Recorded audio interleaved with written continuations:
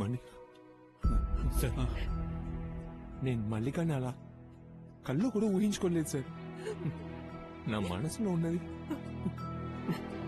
చెప్పేస్తాను సార్, చెప్పేస్తాను.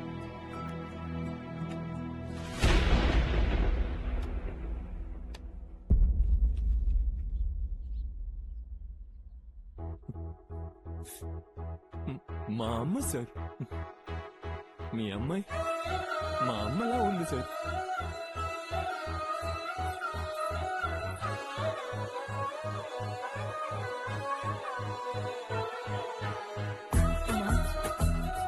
నీకు ఈ విషయం తెలియదా? మా అమ్మ గురించి, ఆవిడ గతం గురించి చెప్పుకోనంతగా ఏం లేదమ్మా. అందుకే దాచేస్తాను. అన్నా, నేను కావాలని అలా మాట్లాడలేదు. ఆ రోజు నాకు ఆ సమస్య రావడం, ఈయన హెల్ప్ చేయడం, అన్నిటినీ వదిలేసి నా వెనక రావడం నుంచి ఈ రోజు జరిగిన దాని వరకు అంతా విధి. నేను వాళ్ళ అమ్మలా ఎందుకు పుట్టాలి? ఒకవేళ పుట్టినా ఇన్నేళ్ల తర్వాత ఎందుకు ఈయన కంటపడాలి? హా, లోకంలో 7 ఒకేలా ఒకే రూపంతో ఉంటారంటారు.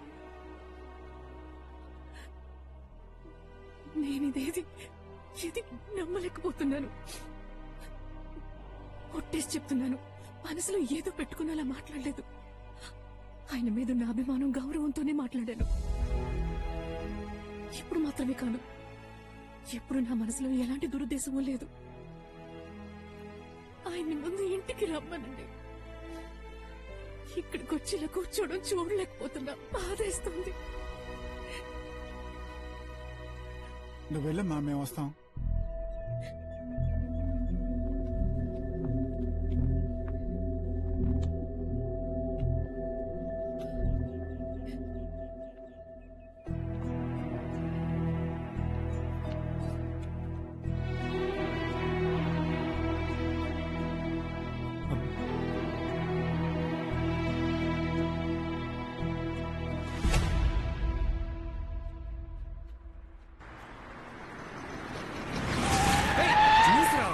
పరందమ్మా, గుద్దు ఉంటే పరలోకానికి పోయేవాడివి. బండికి బంపర్ తగిలించుంచారేంటి? తగిలించకూడదని రూల్ ఉంది.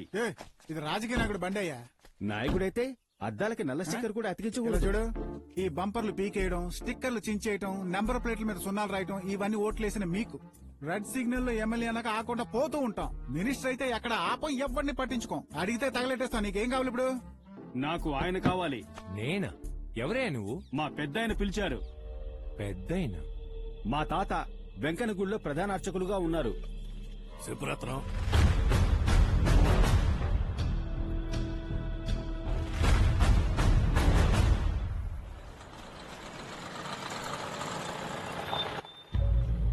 ఆగండి ఆగండి, పెరట్లోంచి వెళ్ళండి. ఇటు పెరట్లో? ఇటు నుంచి వెళ్దాం. తాతయ్య తాతయ్య, నేను చెప్పాను కదా, ఇతనే అతగాడు. అత్తగాడ? ఏం కావాలయ్యా మీకు? నువ్వు మాకొక సాయం చేయాలి. ఏం చేయాలేంటి? ఓ అసురుణ్ణి వధించాలి. వద్దామంటే? దుష్ట సంహారం. ఆ రాజలింగాన్ని నువ్వు చంపాలి. అది నాతో ఎందుకయ్యా చెప్తున్నారు?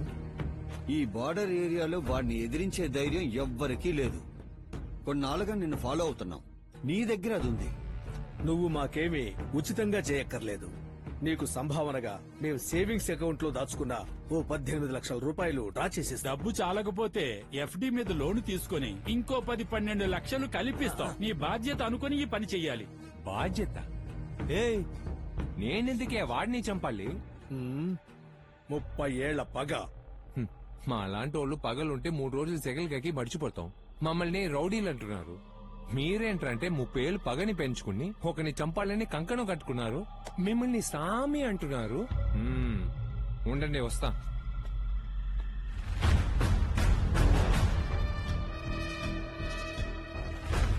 మావయ్య, వీళ్ళ పాపం ఒట్టి అమాయకులు. ఎవరు అమాయకులు అమాయకులు కాదో తెలుసారా నీకు?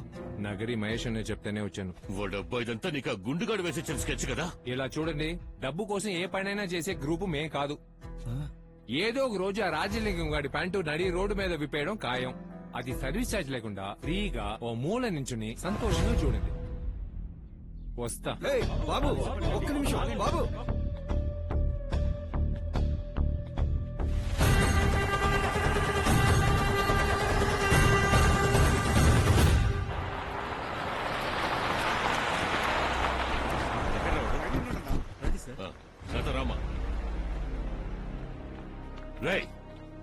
అమ్మాయి కోసం ఈ మొహం చూసాక నేను ఇక్కడ వదిలేసి వెళ్ళాను. అన్నిటినీ వదిలే ముందు ఇక్కడి నుంచి బయలుదేరు. మావయ్య ఇదిగో మా నీ ఆస్తికి నాది బాధ్యత. కోర్టులో వెకేషన్ ఆర్డర్ తీసుకుని కంచె కట్టి మీ పూర్వీకుల సంబంధం మళ్ళీ కట్టించే పూచి నాది. ఏ కుక్కొచ్చి కలుస్తుందో చూస్తాం. రేయ్, ఏంట్రా అది కొత్తగా విభూదేంటి ఎవరో పూరేట మొహమైంది. మావయ్య ఒకే ఒకసారి చెన్నైకి వెళ్ళొస్తాను. బుద్ధుందరా నీకు? ఎలా బార్డర్ దాడుతావు? మలిక నీట్ ఎగ్జామ్ లో పాస్ అయింది. చెన్నై కాలేజీలో సీట్ వచ్చింది. ఈ విషయాలు ఏవి తను మనతో చెప్పదు. లేదు, నేను కావాలని దాచలేదు. నేను నువ్వు కాలేజ్ లో చేరుతున్నావు అంతే. రేయ్, తమిళనాడు పోలీసులు నీకోసం చేతులు తుపాకులతో కాచుకుని ఉన్నారా? నువ్వు ఇలా రా మావయ్య. ఇప్పటికే తను 3 సార్లు పాస్ అయ్యి కాలేజీలో చేరలేకపోయింది. ఇప్పుడు గవర్నమెంట్ కాలేజీలో ఫ్రీగా సీట్ వచ్చింది. డాక్టర్కి చదవాలనేది తన ఆశ కాదు, కళ, లక్ష్యం. తనని ఎలాగైనా చేర్పించేంతో మావయ్య. సరేరా, కానీ మళ్ళీ చదవడానికి వెళ్ళాలిగా. వదులుతారా వాళ్ళు? వాళ్ళు ప్రాణాలతో ఉంటేనే కదా మావయ్య. రేయ్, ఎందుకే చెప్పాను వద్దు అని. మా అమ్మకు ఆ వయసులో ఎన్నో కళలు ఉండుంటాయి. వాటన్నిటినీ నెరవేర్చడానికి అప్పుడు నాకు అవకాశం రాలేదు, వయసు లేదు. పాప ఈ పిల్లకైనా నా వల్ల అయినా సాయం చేసి సంతోషపడతాను మావయ్య. నువ్వు అసలు ఎలా వెళ్తావురా? వెళ్ళడానికి నా దగ్గర ఐడియా ఉంది. రావడానికి నువ్వే హెల్ప్ చేయాలి. ఏం చేయాలి? తెలియట్లేదు.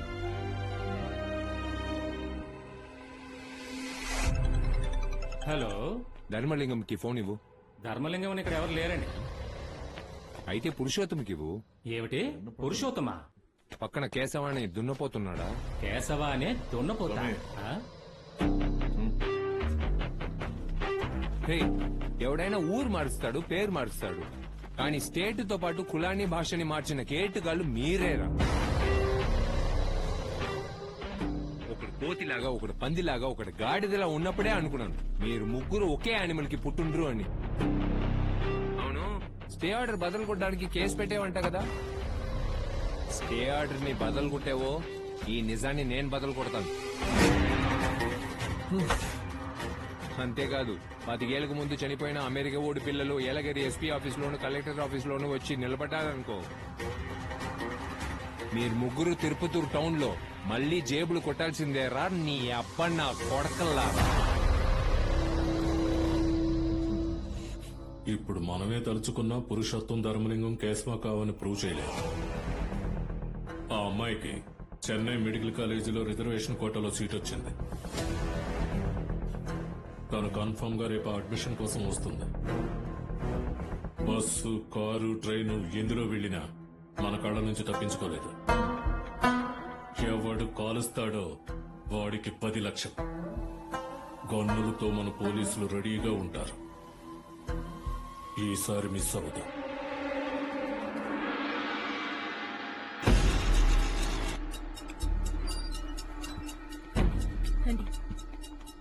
సరేమా, జాగ్రత్త అండి బాబు. అన్నా బండి ఇంకా ఇంట్లోనే ఉంది, బయలుదేరలేదు. ఇంట్లోనే ఉన్నాడంట.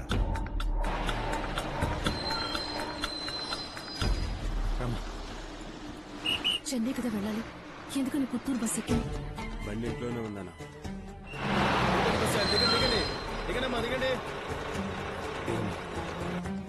ఏదో తేడాగా ఉంది. ఇన్స్పెక్టర్ కు ఫోన్ చేసి ఎక్కడున్నారో చెక్ చేయండి. ఇది టికెట్, ఇది బోర్డింగ్ టికెట్. అన్నా జోబులో కత్తులు అంటే ఏమి లేవుగా? ఏమో, వాడి ఫోన్ రీచ్ అవ్వట్లేదు. చివరిగా తిరుపతి ఎయిర్పోర్ట్ లో స్విచ్ ఆఫ్ చేశాడు. చెన్నైలో దొరికాడు. మసాలా దోశలో మడతెట్టండి. సరే అలా చెప్పు, బయటికి రావద్దన్నా. ఏమైంది? ఇప్పుడు వాడి ఫోన్ చెన్నై ఎయిర్పోర్ట్ లో ఆన్ అయింది.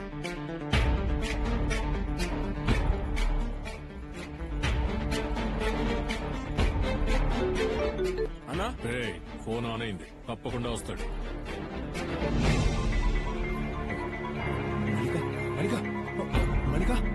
అందరూ వచ్చారన్నా, వాడికా రాలేదు. ఎవరైనా అంబులెన్స్ ఫోన్ చేయండి. సరే, వాడు కీల్పాక్ మెడికల్ కాలేజ్ రీచ్ అయ్యచ్చు. నువ్వు బార్డర్కి వెళ్ళి నుంచో. రిపోర్ట్స్ అన్ని నార్మల్ గానే ఉన్నాయి. ట్రావెలింగ్ వల్ల కళ్ళు తిరుగుంటాయి. సరే, ఎలా తిరిగి వస్తావు ముందు అది చెప్పు. 40 టన్నులు కంకర రాళ్లతో ఓ టారస్ లారీ నాకు కావాలి. ఎన్ని బళ్ళు ఎదురుగా వచ్చినా దాటుకుంటూ నా బండి ముందుకెళ్ళాలి. ఏమైంది? ఫీజు కట్టేశాను. చేయనట్టే కదా నువ్వు హ్యాపీ కదా అది చాలు సరిపదా ఎక్కడున్నావురా ఈ హైవేలో వస్తే నేను బార్డర్ దాటలేను తిరువళ్ళూరు బైపాస్ దగ్గర నాకు ఒక బైకు వెంటనే ఏర్పాటు చేయి బైక్ ఏర్పాటు చేస్తా సీట్ కింద ఒక గన్ను ఉంటుంది కావాలంటే